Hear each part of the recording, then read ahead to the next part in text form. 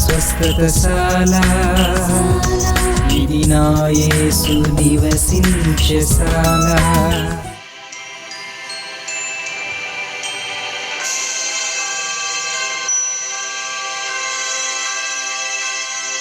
దేవునికి స్తోత్రం కలుగుగాక, దేవునికి మహిమ కలుగుగాక. సర్వశక్తిమంతుడు అయినటువంటి దేవాతి దేవుడు మనలందరినీ ప్రేమించి ఆయన ఇచ్చినటువంటి శుభదినాన్ని బట్టి దేవుని స్తుతిస్తున్నా. ఉదయకాల సమయంలో సర్వాధికారి మనకు ఇచ్చినటువంటి లేఖన భాగం బట్టి దేవుని స్తుతిస్తూ ఈ లేఖన భాగాన్ని చదువుకున్నాం. మత్తయి సువార్త 1వ అధ్యాయం 19వ వచనాన్ని చదువుకుందా. ఆమె భర్త యోసేపు నీతిమంతుడై ఉండి ఆమెను అవమానపరచనొల్లక రహస్యముగా ఆమెను విడనాడ ఉద్దేశించెను. ఇష్టమైన మాటలు దీవించి ఆశీర్వదించునుగాక. ఆమె భర్త అయిన యోసేపు నీతిమంతుడై ఉండి కన్య అయిన మరియను అవమానపరచకూడదని అంతరంగంలో ఆలోచించి మరియ గర్భం ధరించిందంట. కాపుల కార్యక్రమం అయిపోయింది, ప్రసారం చేయబడింది. కాబట్టి గర్భవతి అయితే నేను వివాహం చేసుకోను, ఆమె ఏదో తప్పు చేసినట్టుంది కాబట్టి నాకు వద్దు అని చెప్తే అప్పటి కాలంలో రాళ్లతో కొట్టి చంపుతారు. కన్య అయినటువంటి మరియను రాళ్లతో కొట్టి చంపించడము నీతిమంతుడైనటువంటి యోసేపునకు ఇష్టం లేదు. కనుక మనసులో ఏమనుకుంటున్నాడంట, రహస్యముగాను వద్దని అనుకుంటున్నాడు. మనం రహస్యముగా అనుకున్నా, యథార్థముగా అనుకున్నా, మనస్సులో అనుకున్నా, మైండ్లో ఆలోచన చేసిన, హృదయంలో ఆలోచన చేసిన, ఎక్కడ చేసినా ఎవరికి తెలుస్తుంది చెప్పండి? దేవునికి తెలుస్తుంది కదా. సర్వశక్తిమంతుడైనటువంటి దేవాతి దేవుడు యోసేపు యొక్క ఆలోచనంతా కనిపెట్టాడంట ప్రియుల. అందుకని ఇక ఆలస్యం చేయకూడదని తక్షణమే దేవుని యొక్క దూతను పంపించాడు.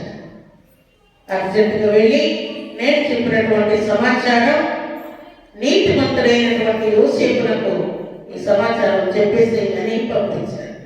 అప్పుడు దేవుని యొక్క దూత 20వ వచనం చదువుకుందా. అతడు ఈ సంగతులను గురించి ఆలోచించుకొనుచుండగా, ఏ సంగతులను గురించి? కన్య అయినటువంటి మరియ నాకు వరట్టు ఏ టైము? రాత్రి వేళ ఆలోచించుకుంటూ ఉన్నాడు. అప్పుడు దేవుని యొక్క దూత స్వప్నమందు ప్రత్యక్షమై, దావీదు కుమారుడైన యోసేపు, నీ భార్య అయినటువంటి మరియను చేర్చుకొనుటకు భయపడకు.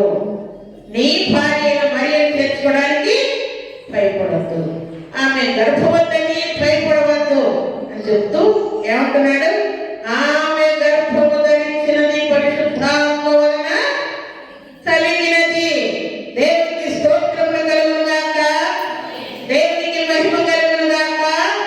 నువ్వు అనుకున్నట్టుగా, నువ్వు ఆలోచన చేసినట్టుగా ఆమె ఎలాంటి కీడు, పాపం, శాపం, దోషం, అపరాధం చేయలేదు అని దేవుని యొక్క దూత తేటగా తెలియజేస్తున్నాడు. ఇదిగో కన్యక గర్భవతి కుమారుని కనును, ఆయనకు ఇమ్మానుయేలు ఏలను పేరు పెట్టదు అని ప్రభు తన ప్రవక్తల ద్వారా పలికిన మాట నెరవేరునట్లు ఇదంతయు జరిగెను. ప్రవక్తల నోట దేవుడు ఏం చెప్పాడో అది జరగడానికి ఈ క్రియ జరుగుతూ ఉన్నది తప్ప కన్య అయిన మరియ ఏ పొరపాటు చేయలేదు అని దేవుని యొక్క దూత తెలియజేస్తాం. దేవుడు ఏదైనా పని మనకు అప్పగించాడు, పలానా పని చేయాలి అని చెప్పాడు. చెప్పిన తర్వాత మనం ఎన్ని రోజులకి ఆ పని చేయాలి చెప్పండి? ఎప్పుడు? వెంటనే కదా. దేవునికి స్తోత్రం కలుగుగాక, దేవునికి మహిమ కలుగుగాక. మత్తయి సువార్త 1వ అధ్యాయం 24వ వచనం చదువుతున్నాం. యోసేపు నిద్ర మేలుకొని, ఏం జరిగిందంట? యోసేపు దేవుని యొక్క దూత మాట్లాడిన తర్వాత యోసేపు నిద్ర మేలుకొని ప్రభువు దూత తనకు ఆజ్ఞాపించిన ప్రకారము చేసి తన భార్యను చేర్చుకొని, దేవుని దూత మాట్లాడిన తక్షణమే తెల్లవారుగానే ఏం చేశాడ? కన్య అయినటువంటి మరియను చేర్చుకున్నాడు.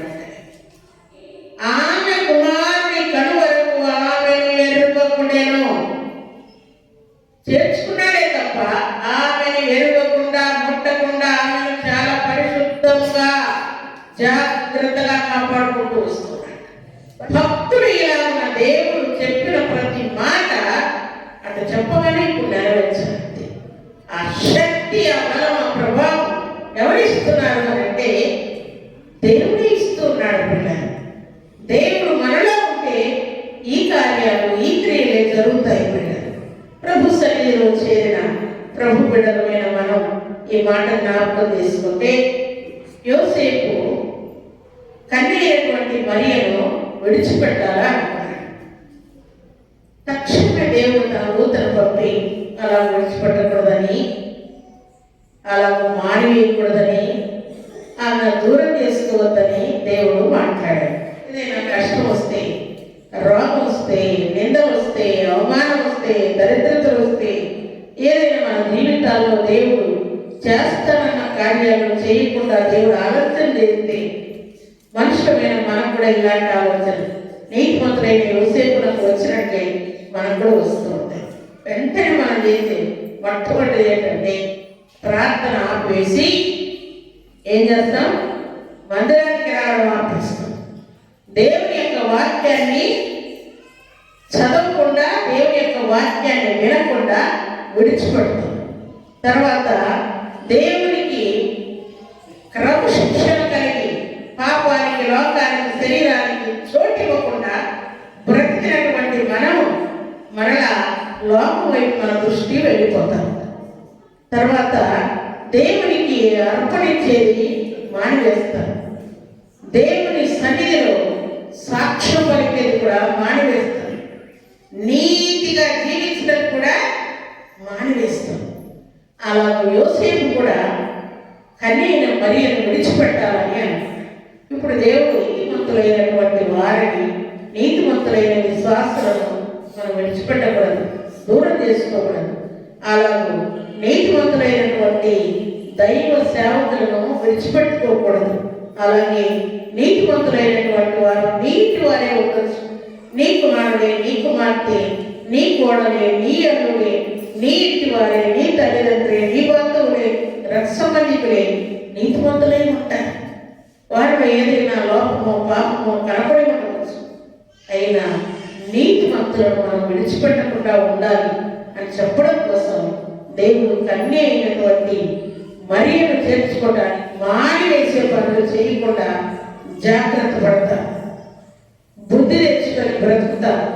దేవుడు ఇలాగ మాట్లాడాలని క్లియర్గా గుర్తుపట్టి దేవుని ఆజ్ఞానుసారంగా జీవించడానికే ప్రార్థిస్తారు. కొన్ని స్వీట్ ప్యాకెట్స్ అన్ని తయారు చేసుకొని కొంతమంది దిక్కులేని వారికి, అనాథలకు, పేదలకు, విశ్వాసులకు, సేవకులకు స్వీట్లు పంచడానికని ఆమె వెళ్ళింది. ఆ స్వీట్లు పంచే దగ్గర పేదలందరూ కూడుకొని ఉంటే ఒక దైవ సేవకుడు సువార్త ప్రకటిస్తూ ఉన్నాడు. ఆ పేదలందరికీ ఆమె స్వీట్స్ అన్ని పంచి దైవ సేవకుడికి కూడా ఇచ్చింది. ఇస్తే వాక్యం చెప్తా ఉంటే ఎందుకో హృదయంలో ఆమెకు బాధ కలిగి, అయ్యా దేవునికి ఇంత ప్రేమ ఉందా? దేవుడు ఇంత ప్రేమ కలిగినవాడా? ఇంత దయగలిగినవాడా? అలాగైతే నాకు ఒక కుమారుడు ఉన్నాడు, వాడిని కూడా క్షమిస్తాడా దేవుడు అని అడిగింది. అవునమ్మా, క్షమిస్తాడు. బాగు చేస్తాడా? బాగు చేస్తాడు. బాగు చేస్తాడు, క్షమిస్తాడు, కాపాడతాడు, దీవిస్తాడు, విధిస్తాడు, గొప్ప చేస్తాడు, ఏమైనా చేస్తాడమ్మా అని చెప్తూ ఉన్నాడు. ఆయన ఇలా చెప్తూ ఉంటే ఈమె అలాగైతే మనసు పట్టి ఉన్నాడయ్యా నా కుమారుడు, వాడు మనసు పట్టి నిత్యం మనసులోనే ఉంటాడు, వారిని ఎన్ని హాస్పిటల్ చూపించినా కూడా ఫలితం లేకుండా పోయింది. ఇక నేను వారికి పడకలోని భోజనము, మంచినీళ్ళు, ట్యాబ్లెట్స్, తర్వాత స్నానము, మరి బాత్రూమ్ అన్ని పడకలోనే చేయాలయ్యా నేను, అలాగే చేస్తూ ఉన్నాను. అందుకోసం ఏమైనా ఒక మాట ప్రార్థన చేస్తావను అని ఆమె అడిగిందంట పిల్ల. అప్పుడు ఆయన అన్నాడు, తప్పకుండా ప్రార్థన చేస్తానమ్మా, నీ కుమారుని కోసం ఇప్పుడే నేను ప్రార్థన చేస్తాను అని ఆయన ప్రార్థన చేశాడు. ఉదయం 11 గంటల టైంలో ఈయన ప్రార్థన చేశాడు. ఆ కుమారుణ్ణి జ్ఞాపకం చేసుకోయా, నువ్వు కనికరించి ఆ దుఃఖం తొలగిపోయినట్టుగా ఆ కుమారుడిని స్వస్థపరచమని ప్రార్థన చేశాను. ప్రార్థన చేసి ఆయన వెళ్ళిపోయాడు. ఇంటికి వెళ్ళిన తర్వాత కూడా ఆమె కోసం, ఆమె కుమారుడి కోసం ప్రత్యేకంగా ప్రార్థించాలి అని దైవజనుడు తన మనసులో అనుకున్నాడు. కుమారుడి కోసం ఈమె చాలా దుఃఖపడి ఏడుస్తా ఉంది. సాయంకాలం ఇంటికి వెళ్ళి చాలా లేట్ అయిపోయింది, నా కుమారుడు ఎలా ఉన్నాడో ఏమో అని బాధపడుకుంటూ ఇంటికి వచ్చింది. సాయంకాలం 5 గంటలప్పుడు ఇంటికి వచ్చిందట. ఇంకేమైనా సీరియస్ అయిపోతే నా కుమారుని ఎవరైనా హాస్పిటల్ తీసుకువెళ్ళారా అని పని మనిషి పిలిచి, ఎక్కడికి వెళ్ళాడు నా కుమారుడు, ఏం జరిగింది అని పని మనిషి పిలిచి అడుగుతారు. ఏం జరిగిందో నాకు తెలియదమ్మా, ఉదయం 11 గంటలకు లేచి పిల్లలతో ఆడుకుంటూనే ఉన్నాడు. దేవునికి స్తోత్రం కలుగుగాక, దేవునికి మహిమ కలుగుగాక. దైవజనుడు ఎప్పుడు ప్రార్థన చేశాడు చెప్పండి? 11 గంటలకి ఎక్కడ ప్రార్థన చేశాడు? ఊరు బయట అనాథలకు స్వీట్స్ పంచే స్థలంలో ఆయన ప్రార్థన చేశాడు. కార్యం జరిగింది ఎక్కడ? ఇంట్లో పడక మీద ఉన్నటువంటి కుమారుడిని దేవుడు తిరిగి లేవనెత్తాడు. సర్వశక్తిమంతుడు అయినటువంటి దేవాది దేవుడు మనము నీతిని, ప్రార్థనను, పరిశుద్ధతను, విశ్వాసము గట్టిగా పట్టుకొని ఉంటే దేవుడు ఇలాంటి కార్యాన్ని చేసి చూపిస్తాడు. అప్పుడు ఆమె టైం జ్ఞాపకం చేసుకుంటుందట. అవును కదా, నేను అక్కడ 11 గంటలప్పుడే దైవజనుడికి నా కుమారుడి కోసం ప్రార్థన చేయగా చాలా కాలం నా మనసు బట్టి ఉన్నాడు, ప్రార్థన చేయించుకున్నాను కదా. అయ్యో, నేను ఇంకా నా కుమారుడు ఎలా ఉన్నాడో అనుకున్నాను.